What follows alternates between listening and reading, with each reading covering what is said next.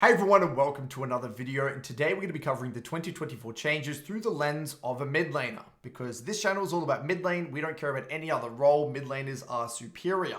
So this is going to be a bit of an unprofessional video. I've just got a bunch of notes on my second monitor and I'm going to kind of jump around to different parts of the patch notes and kind of really walk you through where my head's at, what my thoughts are, and what does it mean for mid laners moving into next season. So first things first, I want to kick it off with the terrain. The terrain changes, specifically terrain around mid lane, okay? So where I want to start is quickly talking about these little entrances here. Now, the first thing that really sprang to my mind when I saw this was, let's say hypothetically, you're playing any champion here, it doesn't really matter. Let's say your jungler is invading this blue buff over here, right? It's going to be significantly harder for you to match the time it's going to take for this mid laner to get into here, rather than, relative to you being able to back up your team in that jungle. If we kind of flick over to what the map used to look like, let's say, again, I was on red side over here. Because there was on the current patch no entrance into the blue buff here, they have to also maneuver around this choke point over here or walk all the way around there.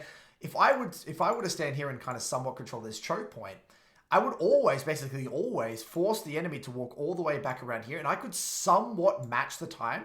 I'm still not going to get there first, but I could somewhat get there in time to back up my jungler. So I will say, I think invading from a jungler's perspective will, in a way, be a little bit harder, or at least you need to account for the fact that the mid laner can quite easily back their own jungler up here, and the same obviously applies to the other side of the map. So that's just the first thing that I thought was quite interesting. Now, I don't know if that was even thought about by Riot, but, nonetheless, I think it's an interesting little change to the game. Now, the second thing about these little entrances, I think this really, really benefits those kind of skirmish-oriented mid laners that just want to get into the river. Again, bringing your eyes or your attention back to what the map, currently looks like. If a fight were to break out down here in the bot river, the distance it takes for them to get around their tower, all the way through the choke point, all the way through there, and then finally they would maneuver their way into the river. And that's not to say, what if someone was sitting in this mid-brush, they could poke them over the tower, they could zone them and control this choke point. It was a lot harder for them to actually get into the river. The same obviously applies to that side. Now, with the way the new map is, they could be safely sitting under the tower and then immediately get straight access into the river. This is huge. And especially, let's say, for example, there's probably going to be I'm assuming a lot of mages in the meta. There's an Orianna, and let's say you're versing something that's getting bullied in the isolated 1v1. Maybe like an Ari, and so the Orianna's bullying the Ari here. And, let's say Ari's level 6. If there's a fight that's happening, Ari can instantaneously move, whereas before, if an Ari is getting pinned under tower, it's going to take the Ari so long to get into the river. The Orianna's going to be able to zone them and make their life a living hell. I think this fundamentally is a pretty significant buff to any champion that wants to get access to the river, fight with junglers, 2v2, 3v3s, Nikos, Aris, and actually a lot of assassins for that matter. So, a lot of people looking at this patch are looking at it through the lens of, great, yeah, yippee, this is great for immobile mages, the lane's wider, all these new mage items, it's going to be mage meta, mage central. Yeah, I think there's an element of that, but I'm looking at this patch through a bit of a different lens. I think Riot have actually done a very good job of catering for both types of mid laners, whether you're an assassin player, a skirmish-oriented player, or you prefer the isolated 1v1. Now, tying into the side lane mid brushes. Now, this is where things get a little bit interesting. Now, what they've essentially done is pushed back these brushes deeper into the river. Now, this is actually very significant for a multitude of reasons. The first one, guys, I want to bring your attention to look at the distance one has to traverse to actually get to the actual kind of brush here.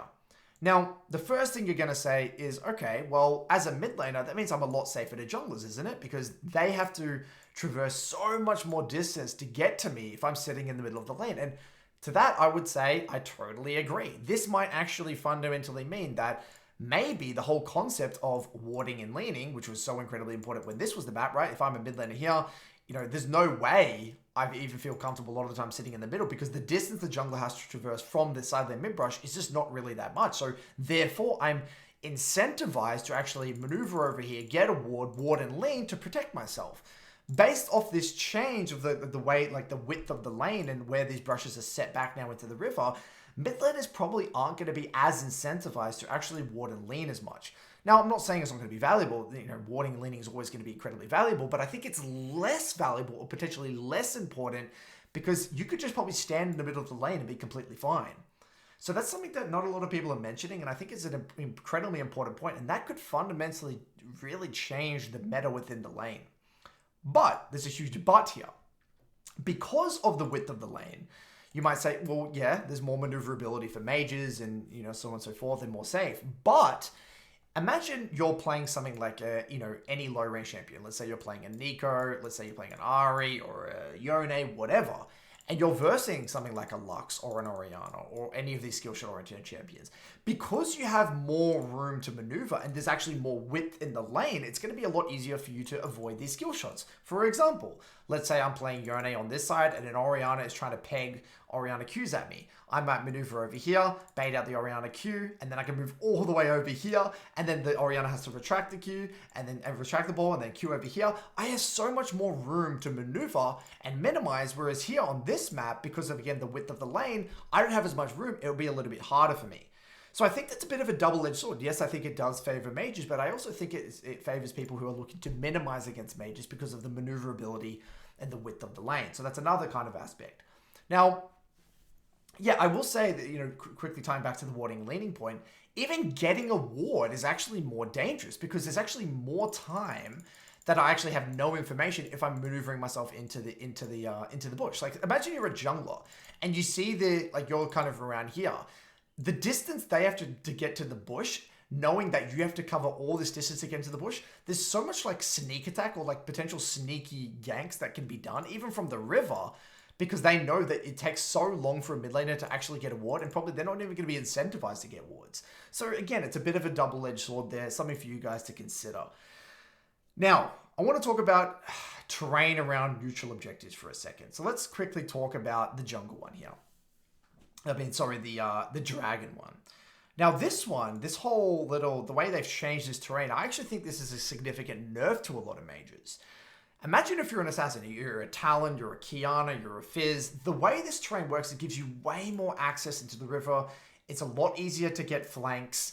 There's also just overall more terrain to work with to push people into.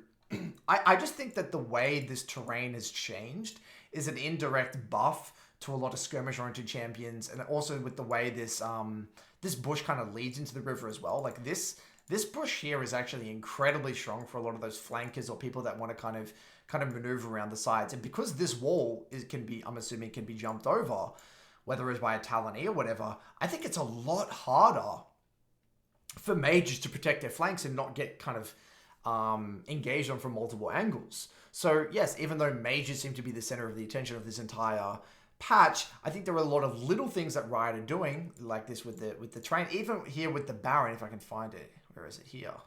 Sorry, I think it's further up here. Even with the Baron, with a lot of like the way they're adding this extra terrain here, especially with this one, I think up here, this seems like an absolute nightmare for a control mage. You've got so many added bits of terrain, so many more choke points to cover. All of this thing here looks, quite awkward, to be honest. Again, if I'm looking this through the lens of a Syndra or an Orianna or even any artillery mage. So I think that, again, it's a bit of a double-edged sword, guys. And I think that's really the theme of like this entire patch. I think there is things for everyone. It just depends on what lens you want to look at it through. So now I want to talk about mage itemization. So we're going to scroll down here. I'm going to cover a few things. I'm not going to cover everything. I'm just going to cover the things that really jump out to me. So first things first, sure, there's a lot of new items, a lot of great creativity and nuance that you can apply into your builds. But guys, we are losing Crown and we're losing Everfrost. No one's really talking about how significant this actually is.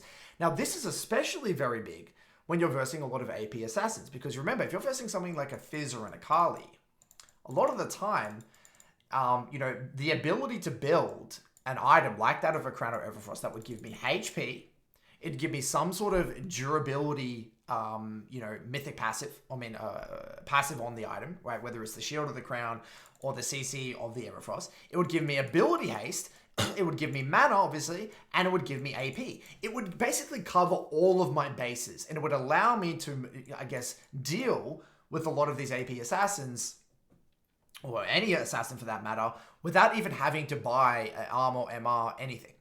Okay, so it was a bit of a jack of all trades item. Now, Stopwatch now, since they've removed Stopwatch and they've actually combined it with Seekers, think about it. We don't have, what are you going to build?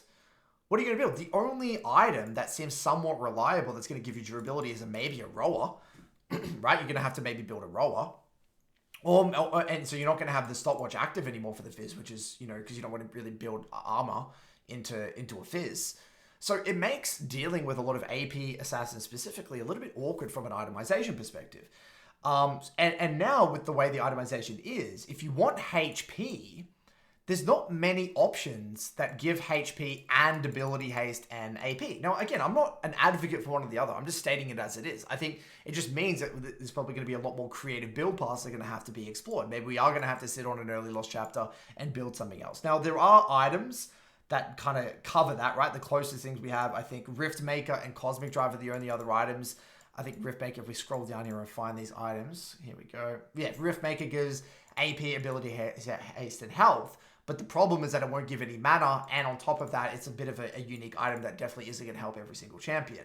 And then you've also got, I believe, Cosmic Drive, which does give ability power, health, and haste, but it doesn't give any mana because it doesn't build out of a lost chapter, which is worth noting.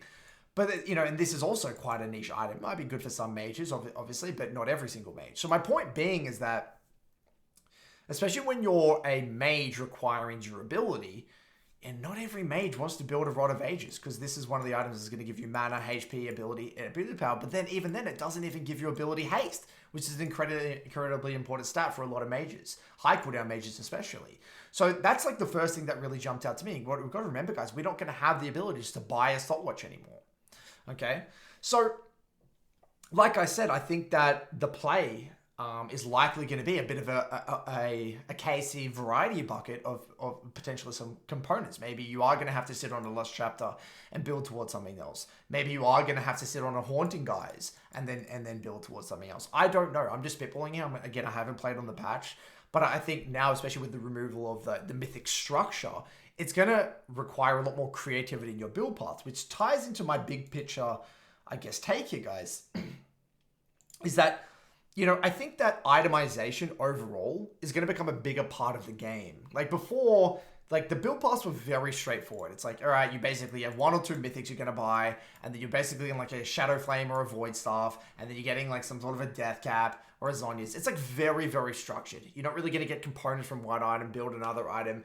You kind of know very clearly what you're going to buy. Now, with the removal of the mythic structure, and again, what they've done is spread the stats over many items and give clearer identities to the item, which, to be honest, I am a big fan of. It's like, okay, this is obviously going to give me damage. This one is obviously going to give me utility. This one's going to give me durability. Like, by separating out the stats and not just giving all of these items ability haste, HP, AP, mana, etc., we're going to have to be a lot more nuanced. So, guys, if you haven't been on the ball with your itemization in the past, this might be the season where you're going to have to take a little bit more attention, or pay a little bit more attention to itemization, and actually understand why the hell you're building what you're building. We don't have the luxury of just sitting on a crown or an Everfrost anymore. So that's kind of my big overall observation with the way the mage items are heading moving forward. I will say as well, the Seekers, guys. Let's take a look at Seekers for a second. Now, Seeker seems like a very strong item. 40 AP, 35 armor, and then you get the stasis, right? Now, the reason this is worth noting is that, and this is where I want your guys' help in the chat, in the comments. Do you think that this has something to do, the reason, like, because this is obviously a really good item to deal with things like Zeds and talents, etc. But do you think that this has something to do with them changing lethality? And I don't know if this is actually true or rumor. I don't know. I just saw it on my MLA Discord that lethality is becoming more flat. It's becoming flat pen, like kind of flat rather than scaling. Because you know how lethality at the moment, I think, scales with levels. From what I heard, I think it's changing to kind of flat pen. No, I don't know if that's true or not. You guys will probably have to help me with that one. But that might, do you think that this item and the way it's structured has something to do with the changes to lethality? I don't know. I'm just raising that question. You guys it'd be interesting to hear your take on that one as well. Now, something else I want to talk about here, which is interesting, is Rift Herald. At the moment, Rift Herald, I believe, you spawns very early onto the game, like something like 8 minutes, right? So it's very, very early on into the game. Now, Rift Herald is actually going to be spawning at 14 minutes. So what is this going to mean for game pace, guys? At the moment, the way the game is structured, especially in the high elos, is the early games are structured around getting, fighting over that rift at 8 minutes, getting the rift, go to your winning lane, especially usually top or bot, breaking a side lane tower, the map opening up, so on and so forth. Now that rift is actually spawning at 14 minutes, do you guys think that the game pace is significantly slowed down? And if so, that's definitely going to be obviously benefiting mages. Or do you guys think that the way the void grubs, the way they're described, are going to kind of compensate for that because of their effectiveness with taking plates? Because I think it gives him, the ability to take down structures more. I don't know. And I guess maybe this does just tie into we need to feel out the effectiveness of the void grubs. I'm just going to, I guess, put that question out into the nether realm. You guys can have a think about that one. I'd love to hear your take. But for me, if, the way my intuition is screaming to me is that maybe the game pace is going to be significantly slowed down, which, look, I'm on the fence about that because I kind of like that there is a sense of agency in League at the moment. It's like, okay, dragons are important, rifts are important, go, go, go, go, go, rather than the game being, all right, here we go, we're going to pick Xerath and we're going to farm and scale. Like, I don't really like that type of League. I think that's old school League that's a little bit outdated. So maybe I'm overemphasizing it. I don't know. Love to hear your thoughts on that one as well, guys. Now, bot lane. I want to talk about the bot lane terrain here very quickly, and top lane for that matter. So bot lane here, let's go to bot quickly. Now, this here is unbelievably big. Remember, on the current patch, this is all a wall. So if you were to go for a dive, right, you're trapped in here. You're really trapped. I think before there was like that little ledge there, and then you would have to actually walk all the way through here to go for the dive. And then the only way you would basically escape is have to flash out, or unless you had the blast gun available, or unless you had, some sort of terrain scaling. Now, with the way this little tri-brush has been opened up, this makes diving bot lane significantly easier for people on blue side.